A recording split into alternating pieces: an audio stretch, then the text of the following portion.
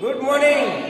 હવે મારું ઇન્ટ્રોડક્શન આપું તો હું હરસુપુર દેવળિયામાં રહું છું અને મારું નામ શિલ્પા ખાતરા છે અને કહેવાય ને કે પાર્લરનું કામ કરું છું, સાથે મારે એક મોટી શોપે છે, ખેતીવાડીનું કામ કરું છું. ઘણું બધું આમ કહેવાય ને કે નાનપણથી સ્ટ્રગલ કરતી આવી છું. પણ મારી 12માની એક્ઝામ આપી અને તરત મારું સગાઈ થઈ ગઈ એટલે ભણવાનું સપનું અધૂરું રહ્યું. અને ત્યારે મારા પપ્પાનું સપનું હતું કે મારી દીકરી વિદેશ જાય, પણ મેં કીધું પપ્પા તમે મને ગામડામાં દીધી છે અને મારા હસબન્ડ ખેતી કરે છે તો મને ગામમાં ક્યાંથી વિદેશ લઈ જશે. તો મારા જન્મ તારીખના દાખલામાં મનીષા નામ હતું અને જ્યારે મેરેજ સર્ટિફિકેટ કઢાવવાની વાત આવી ત્યારે મારા પપ્પાએ પ્રોપર બધા કાગળિયા પરફેક્ટ કરાવડાવ્યા કે નહીં તું જાશ જ તેને. પણ જ્યારે મને કહેવાય ને કે વેસ્ટીજ મળ્યું, જીયા મેડમ મને મેં સ્ટ્રેટનિંગ કરવા પાર્લરમાં બોલાવ્યા અને મેડમ આવ્યા અને મને બતાવ્યો પ્લાન. એટલે મને ત્યારે કાંઈ બીજું કાંઈ ન બેઠું કે કાંઈ નહીં, ચલો દુકાન છે ને પ્રોડક્ટ વેચાઈ જશે.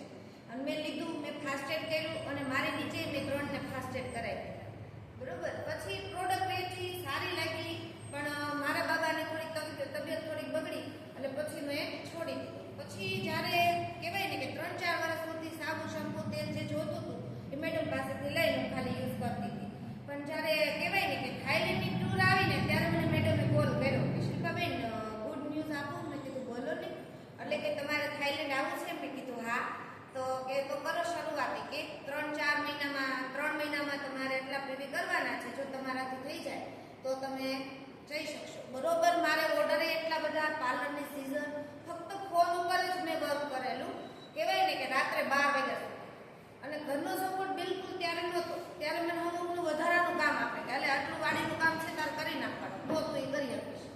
બરોબર. પછી આમાંથી તો બહુ સ્ટ્રગલ આવી. એકવાર તો એવો ઝઘડો થયો કે મને એ કે મારે જોતી જ નથી, ડિવોર્સ થઈ ગયો. મેં કાંઈ વાંધો નહીં, મને વેસ્ટેજ મળ્યું છે ને, હવે મારે કાંઈ કોઈની જરૂર નથી, તમારે ડિવોર્સ દેવાય. પછી વેસ્ટેજ આવ્યું તો છેલ્લો મહિનો અને છેલ્લો દિવસ ત્યારે મારે થોડાક પીવી ઘટતા હતા અને એવો મોટો ઝઘડો થયો. ત્યારે મેં ઝાપટે મારા હસબન્ડની ખાધી હતી.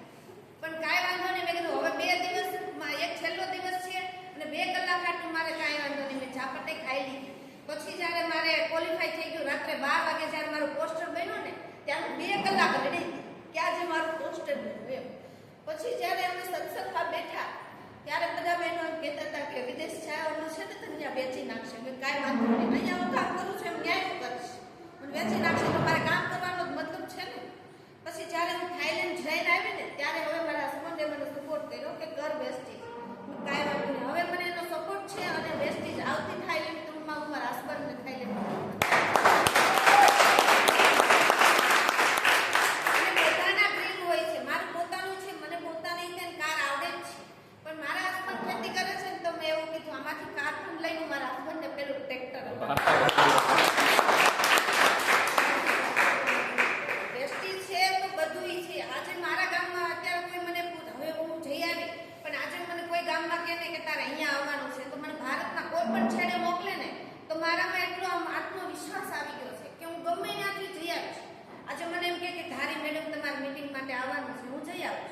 કારણ મારામાં કોન્ફિડન્સ આવ્યો કે આજે મેં આપણો દેશ છોડી વિદેશ મેં જઈ આવીને એટલે આપણામાં ખુદમાં કોન્ફિડન્સ આવી છે. બરોબર. પણ કોઈ વસ્તુ આપણે જેને ના પાડી છે એને બતાવવું પડશે ત્યારે વેસ્ટેજ આવશે. આજે ઘરે ઘરે આપણે પાવર હાઉસ છીએ. આજે હું પોતાને વાડીનું કામે કરું છું. મારા પપ્પાના ઘરે મેં નથી કર્યું, અહીંયા હું કરું જ છું. બરોબર. કાલ તમને જોઈ હોય તો તમને એમ થાય કે મજૂરની બાએ હારી.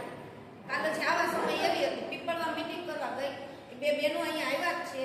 મીટિંગ કરીને આવી અને પછી મેં ચણા શેક્યા હોય એની બધી રાખ ને એવું બધું હોય એ બધું ઢળીને સાફ કર્યું. કારણ મારે આજ આવું, જો એ કામ હું આજ બાકી રાખું તો મારા હસબન્ડ મને મીટિંગમાં ન આવવાનું.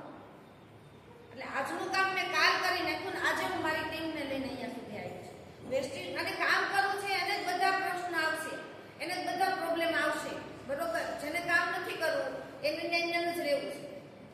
પણ જો તમારા સપના છે, આજે પ્લેન આકાશમાં ઉડતું હોય ને તો મારા બાળકો એમ કે કાંઈ નહીં અમે જશું, મારી મમ્મી વેસ્ટેજ કરે છે ને ટાવેલ પણ ભેગો થશે ને એટલે મારી મમ્મી અમને લઈ જશે. બરોબર. એટલે વેસ્ટેજ છે તો બધું છે. આજે મારું અને કહેવાય ને કે ગાંધીનગર એવોર્ડ ફંક્શન હતું ને ત્યારે મને સિલ્વર ડાયરેક્ટરનું મેડલ મળ્યું, ત્યારે એક નામ બન્યું. પછી જ્યારે એને ફોટા જોયા ને ત્યારે મેં સ્ટેટસ મૂક્યું ને ત્યારે મારા ઘણા બધા લોકોના ફોન આવ્યા, તમે શું કરો છો?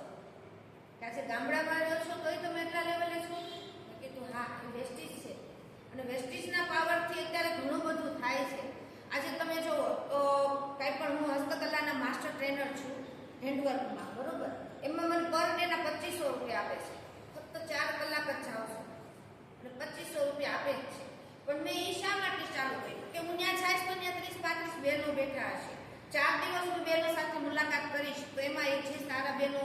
એમ લાગે કે જેને જરૂરિયાત છે એનું વેસ્ટેજ બતાવો તો એના પરિવારમાં એને પૈસા આવતા થશે બરોબર, તો એ કાલ સવારે મને એમ કહેશે, આશીર્વાદ કરશે.